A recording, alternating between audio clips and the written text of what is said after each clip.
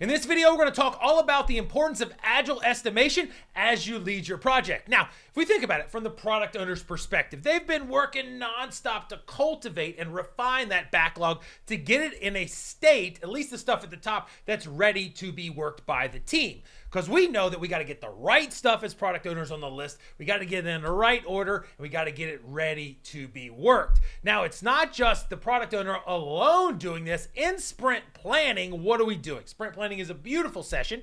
It initiates the sprint, and really, it's super collaborative. Who's in there, right? It's the product owner, it's the developers, it's the scrum master there, and we are collaborating to define what the goal is for the sprint goal, right? We're breaking down each item in there, each user story to understand it so that the team can decide how much to bring in. Now, critical to that is estimation, right? So it's not dictated from the product owner down, you shall get this done. No, as we have the conversation, the team is defining how difficult each story is. Is it big? Is it easy? Is it somewhere in the middle? And they collectively are saying, now that we have a shared understanding, we can bring this much work in. Now, estimation is hard, and you're working with different minds and different perspectives as developers, so we got to have a method to bring it all together, right? So, in sprint planning, just to review, right off the bat, the product owner saying why it's valuable, setting that North Star, drawing people to the why, right? And then here, this is where the team really shines. What can be done in the sprint? Through the collaboration and the estimation, they're figuring out how complex is each piece of user story, each piece of functionality, so that they can just bring in enough, okay? Then from there, they're going to choose the work that comes in. So if we think about this, what can be done? This is where we really need to go back and forth.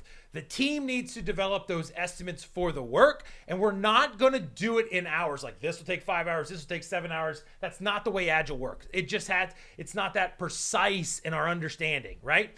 Each story has got to be evaluated on its own merits, and it's going to be given these things called story points, okay? That assigns the relative complexity to the work, and we have a shared understanding across the team.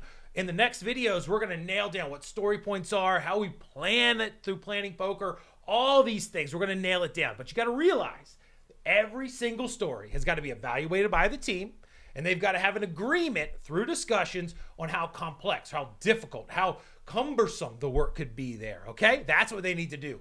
So these story points that we're going to define in greater detail are evaluated on the story complexity. And it's the relative amount of work required to bring that backlog item to birth, right? To make it meet the definition of done, okay? And they need to think about the complexity of the work. They need to think about the effort. They need to think about the uncertainty, the dependency. All those things go in that discussion. All match up to get an estimate that they need to do. And they're going to do this together while they're in the meeting. It's pretty cool, right? So once they do that well, the team will go back and forth with the product owner to better understand the work, and they'll figure out what can they bring in. So, we can bring in these stories.